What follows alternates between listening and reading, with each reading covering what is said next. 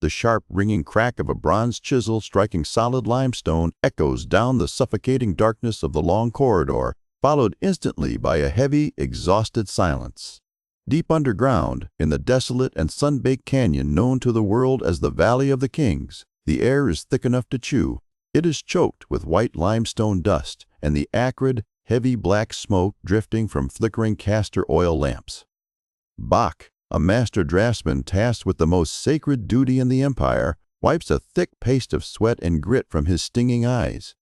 His lungs burn with every shallow breath, and his hands, usually so steady when outlining the divine figures of the gods, are trembling violently. It is the 29th year of the reign of Ramses III, and the greatest empire of the ancient world is quietly fracturing in the dark. Bach and his crew of elite artisans have been living in temporary stone huts near the royal tomb for 8 grueling days, enduring the suffocating heat that reflects off the sheer cliffs, waiting for the 2 days of rest that will allow them to return to their families. But exhaustion is not what stays Bach's hand. He is standing inside a machine designed for resurrection, a magical vessel meant to guide the pharaoh safely into the field of reeds, that perfect eternal reflection of their world where there is no disease, no failed harvests, and no tax collectors. Bach is supposed to be carefully applying vibrant blues crushed from lapis lazuli, bright yellows ground from ochre, and deep greens made of malachite to the walls, filling in the perfect outlines he has drawn in red ink. Instead, he drops his wooden mallet into the dust. He is starving. For weeks, the intricate supply lines of the empire have broken down, crippled by foreign wars and creeping internal corruption.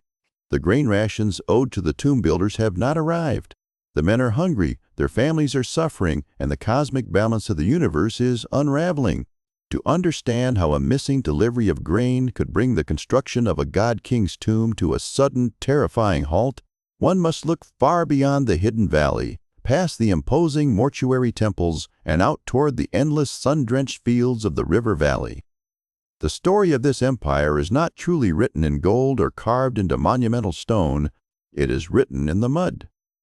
Long before Bach dropped his mallet, a young farmer named Senenmut stood on the cracked, baked earth of his village, his bare feet sinking into a rising, foul-smelling sludge that carried the scent of rotting fish and ancient soil. He was staring out at the creeping waters of the Nile, waiting for salvation. For 3 agonizing months, the land had been dead, scorched by the merciless, blinding sun of Deshret, the Red Land, the vast and hostile desert of chaos and death that constantly threatened to swallow them all. But on that day, the inundation finally arrived. The entire village stood in breathless silence as an elder carefully examined a stone nilometer carved deep into the riverbank. The tension was absolute. If the water rose too high, it would sweep away their fragile mud-brick homes and drown their precious livestock. If it was too low, the horrifying specter of famine would stalk the land, and the children would cry from the hollow, gnawing ache in their bellies. This was the razor edge upon which their entire civilization balanced every single day. When the elder finally turned to the crowd and gave a subtle nod, a collective exhale rippled through the gathered farmers. The flood was perfect. Desperate, whispered prayers of immense gratitude were immediately offered to Hapi, the god of the flood, and to the pharaoh sitting in his distant, glittering palace. It was the divine duty of the pharaoh to maintain Ma'at, the cosmic order, truth, and balance of the universe. A perfect flood was the ultimate proof that the pharaoh had pleased the gods and that Ma'at was intact. The dark, rich soil left behind by the receding waters gave their home its name, Kemet, the Black Land. But the perfect flood only meant that the most brutal, back-breaking work of their lives was about to begin. Senenmut did not have the luxury of waiting for the flooded ground to dry. The seeds of wheat and barley had to be scattered while the earth was still soft and gelatinous.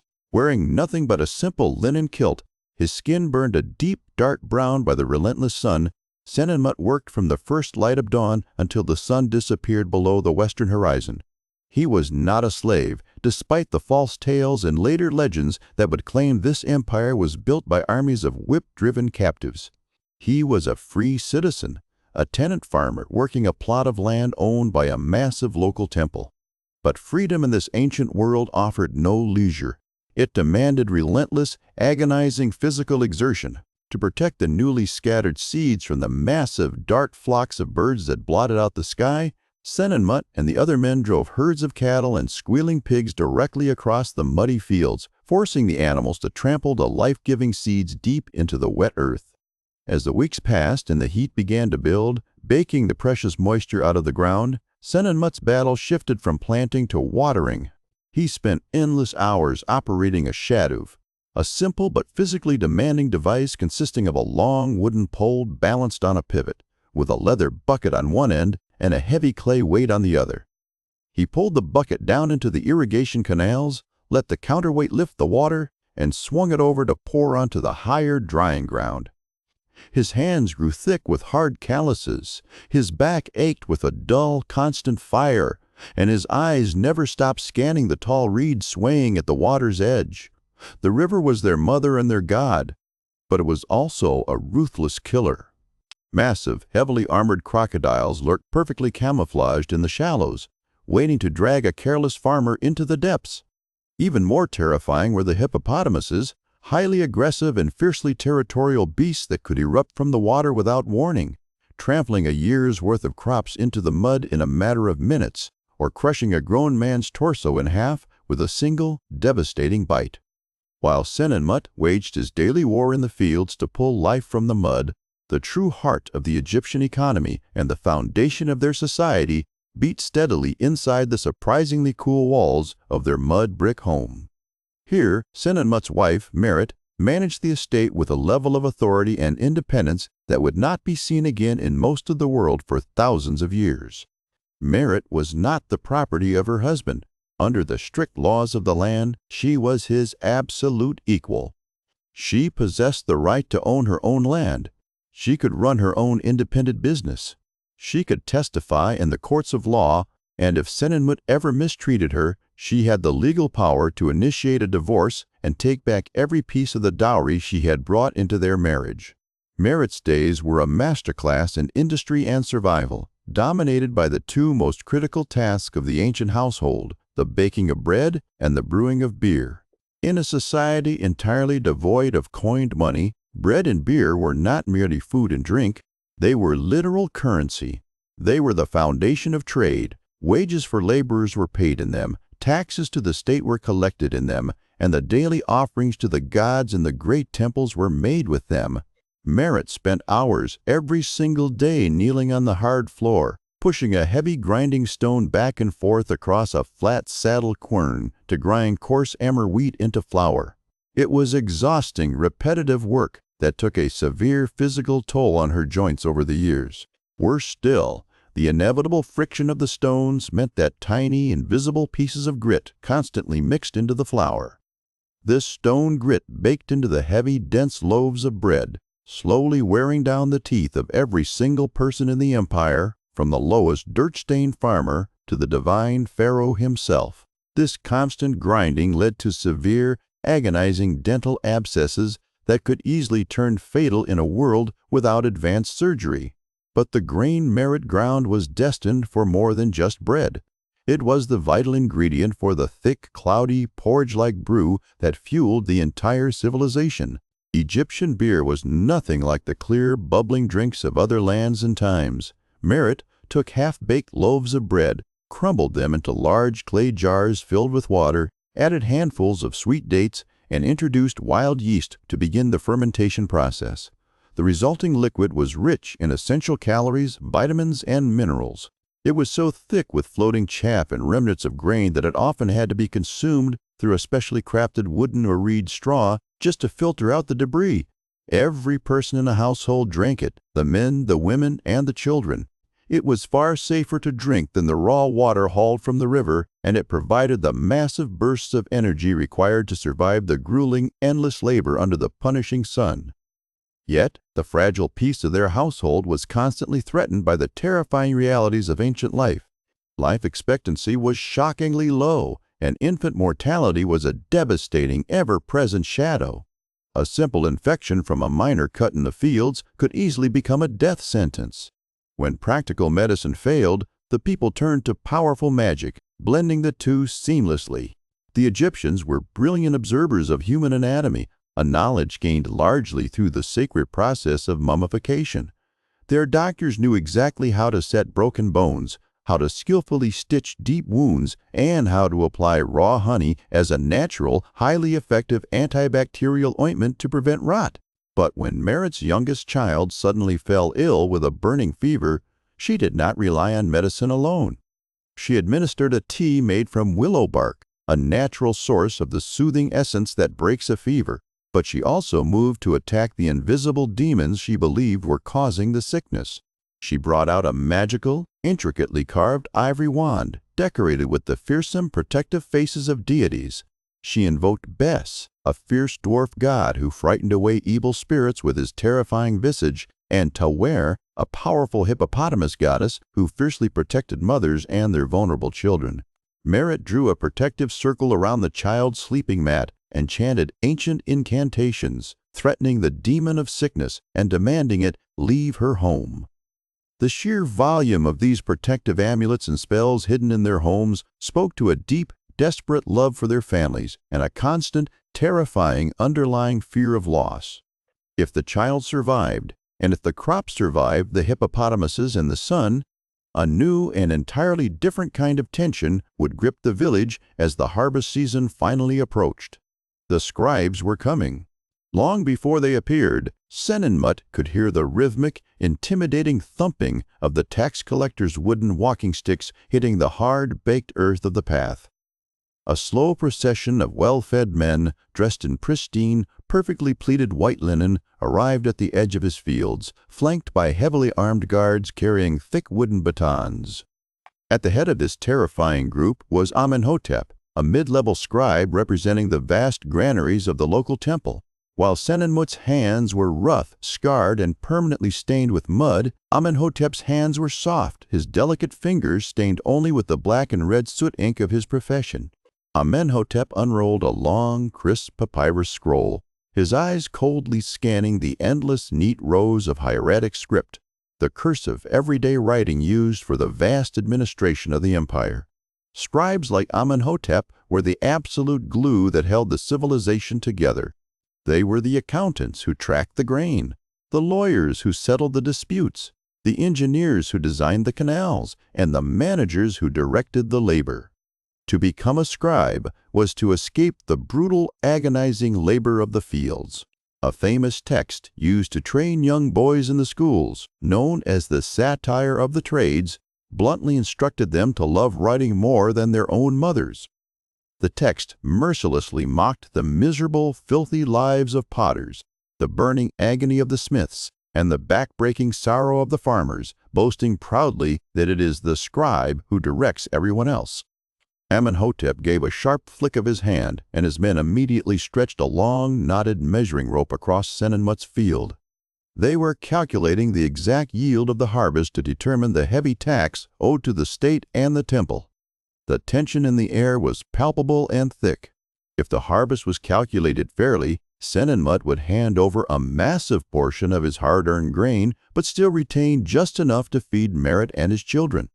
But if pests, birds, or a localized drought had secretly damaged the crop, the scribe's rigid assessment might demand far more grain than the field had actually produced. And the scribes were not known for their mercy or their understanding. Those farmers who could not pay the demanded tax were often thrown into the dirt and brutally beaten with the wooden batons right in front of their families, a violent, inescapable reminder of the absolute hierarchy of power. Fortunately for Senenmut, the inundation had been perfect, the harvest was abundant, and he paid his heavy dues without incident. In return, Amenhotep handed him an ostrakhan, a simple piece of broken pottery with a receipt hastily scrawled upon it in black ink. But the state's demand for grain was only one form of taxation. During the long season of the inundation, when the fields were completely submerged underwater and farming was physically impossible, the state came to collect a very different kind of tax. They demanded the physical strength and sweat of the people through the corvée labor system. The pharaoh required massive armies of men for monumental state projects.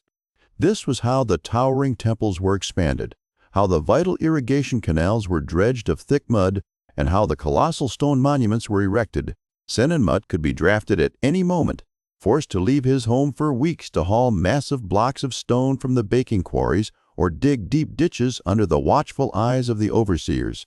It was exhausting, bone-crushing work, but it was also viewed as a sacred religious duty, a necessary contribution to the divine order of Ma'at. The state ensured these drafted workers were fed well, providing them with daily rations of dried fish, sharp onions, radishes, heavy bread, and generous, flowing jars of beer. Once the grain was collected by the scribes, it flowed into the massive, bustling cities of the empire, places like Memphis and the great religious capital of Thebes. If one were to walk into the chaotic marketplace of Thebes on a blazing afternoon, the senses would be completely overwhelmed. The thick, mouth-watering smell of roasting meats, sharp garlic, and heavy cumin mixed violently with the sharp, salty tang of fresh fish hauled directly from the riverboats. The air vibrated with the deafening sound of thousands of people haggling and shouting.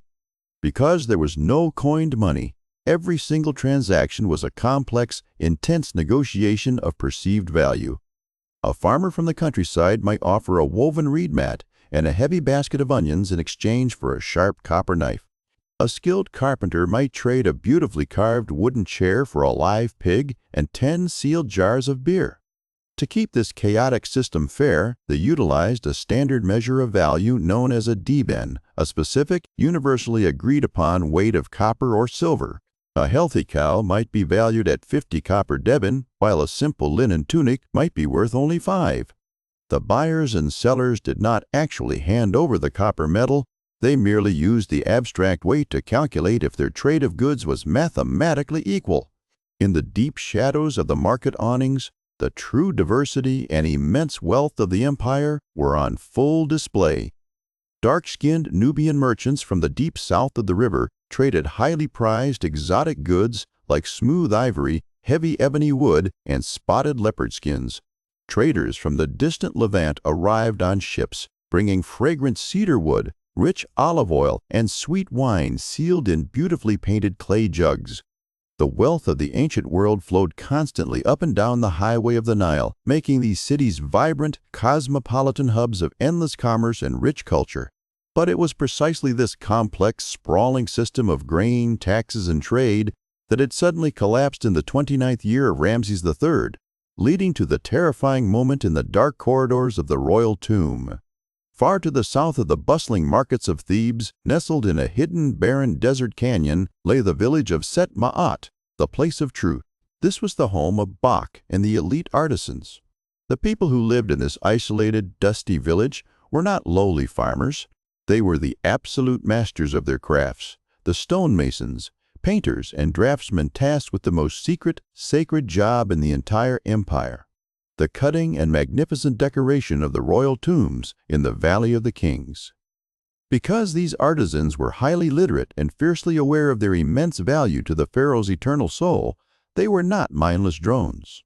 They left behind thousands of notes scribbled on limestone flakes, ostraca that survived the millennia to reveal their deepest, most human secrets. Through these casual notes, the veil of history is lifted. We know exactly who was having a scandalous affair with whose wife. We know who angrily accused their neighbor of stealing a valuable copper chisel. We know who called in sick to the overseer because they had been stung by a desert scorpion, or simply because they were too busy brewing a new batch of beer in their home. They were a vibrant, opinionated, and deeply human community. And they were a community that had finally been pushed too far. When the supply lines broke down and the grain from the temples failed to arrive at Set Ma'at, the hunger quickly turned to anger, and the anger turned to unprecedented defiance. Bach and his fellow artisans did the unthinkable. They threw their bronze chisels into the dust. They marched out of the suffocating darkness of the Valley of the Kings, their faces covered in white limestone powder, and walked directly past the stunned, heavily armed guards who were too shocked to strike them. They marched toward the great temples and sat down in the dirt behind the massive mortuary temple of Thutmose III. They flatly refused to work. It was a shattering of the cosmic order, the first recorded labor strike in the entire history of human civilization. The local officials and scribes were absolutely terrified. The construction of the pharaoh's eternal tomb had stopped. This was a massive, catastrophic disruption of Ma'at. If the pharaoh could not reach the field of reeds, the universe itself might collapse. The panicked scribes rushed to the temple walls, pleading desperately with the dusty, angry workers to return to the valley.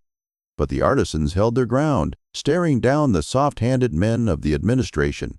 Their demands echoed against the stone walls, recorded forever in the annals of history. "We are hungry," the workers declared with absolute resolve. "We have no clothes, no oil, no fish, no vegetables. Send to the Pharaoh, our good Lord, about it, and send to the vizier, our superior, that we may be supplied." The sheer audacity of the strike worked. The terrified officials, desperate to restore the cosmic balance and avoid the wrath of the gods, hurriedly opened the local granaries and paid the striking workers their full arrears of grain, oil, and fish. It was a stunning, monumental testament to the humanity, agency, and courage of these ancient people. They deeply revered their God-king, but they also fully expected him to hold up his end of the sacred cosmic bargain. If they poured their sweat and blood into the stone to guarantee his eternal life, he was obligated to ensure they were fed in this one. When the crisis was finally averted, the grain distributed, and the chisels once again ringing in the dark tombs, the empire sought to heal itself through the only way it knew how, through overwhelming awe and collective ecstatic joy. The daily grinding hardships of farming, building, and trading were periodically shattered by massive state-sponsored festivals, and none was greater or more vital to the restoration of Ma'at than the spectacular Opet festival in the city of Thebes. For almost an entire month, the rigid, crushing rules of society were temporarily suspended. As the intense heat of the afternoon broke, hundreds of thousands of people lined the muddy banks of the Nile. Everyone was there, from the poorest, sun-baked farmers like Senenmut and Merit to the highest, most powerful nobles of the court. The air was thick and heavy with the sweet, intoxicating smoke of burning frankincense and myrrh. The rhythmic beating of tambourines, the sharp, piercing blasts of ivory horns, and the frantic strumming of wooden lutes filled the air with a deafening cacophony of music. Women danced acrobatically in the streets, their dark hair flying wildly, while priests with perfectly shaved heads chanted ancient, resonant hymns that vibrated in the chest. Suddenly, a massive, earth-shaking cheer erupted from the crowd. Emerging slowly from the towering, monumental stone gates of the Karnak temple was a colossal, gilded wooden ship, carried entirely on the straining shoulders of dozens of high priests.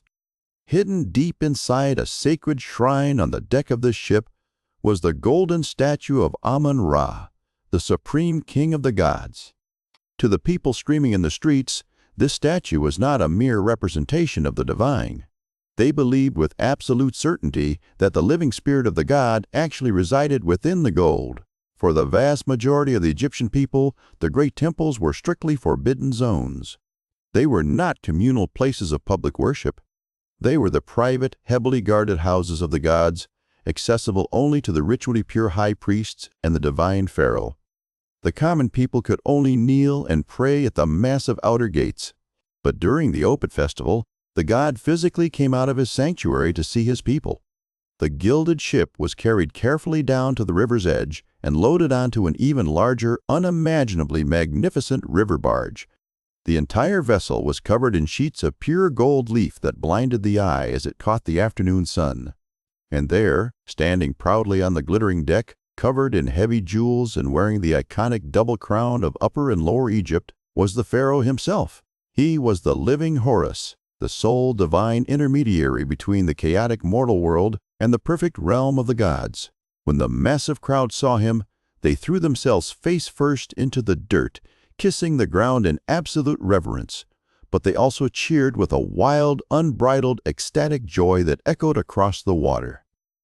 During the month-long festival, the state opened its vast storehouses, distributing tens of thousands of heavy loaves of bread, massive quantities of freshly roasted meat, and endless flowing rivers of thick beer to the ecstatic crowd. It was a massive, state-sponsored feast that temporarily erased the boundaries between the rich and the poor. The people drank heavily, danced wildly in the streets until dawn, and celebrated the absolute renewal of the cosmos. The festival was ritually designed to recharge the divine power of the pharaoh and the god. but it served a far more vital, practical social purpose. It bound the mud-stained farmer, the soft-handed scribe, the dusty builder, and the jeweled king into one unified, unbreakable people. It reinforced the deep, foundational belief that as long as they all played their specific parts, Ma'at would be maintained, the sun would rise from the darkness, and the river would flood the cracked earth once more. As the fires of the festival eventually burned down to embers and the collective hangover faded into the morning light, the people quietly returned to the relentless rhythm of their lives. Senenmut walked back to his mud-cracked fields, his eyes scanning the reeds for crocodiles as he pulled the endless weeds. Merit knelt once more before her heavy saddle-quern, the grit grinding against the stone as she made the daily bread. Amenhotep the scribe returned to his quiet, shaded room, dipping his reed pen into the black soot ink to track the endless, vital flow of grain. And Bach walked back up the steep, suffocating desert path to the Valley of the Kings, descending into the dark, smoke-filled corridors to chip away at the limestone, building the machine of eternity. Their lives were undeniably hard, often brutally unforgiving, and frequently cut short by sudden disease or violent injury. Yet, there was a profound, undeniable beauty in their existence. They did not live in a terrifying world of random, meaningless chaos. They lived in a universe that made perfect sense, a universe governed by eternal, unbreakable cycles. The sun died every single evening in the west, painting the sky red, only to be triumphantly reborn every morning in the east. The great river died during the blistering drought, only to be resurrected with the life-giving inundation. And the people, too, believed with all their hearts that death was merely a temporary pause, a brief, shadowed sleep before a glorious golden dawn in the perfect field of reeds. It was this deep-seated, unshakable belief in cosmic order, perfect balance, and true eternity that allowed them to build a civilization that would last not merely for centuries, but for millennia. Great empires would eventually rise and fall in the distance, and the armies of the Greeks and Romans would eventually march across the sands with their foreign gods and their cold iron weapons. But the eternal rhythm of the Nile would endure it all. The black mud would continue to dry under the sun.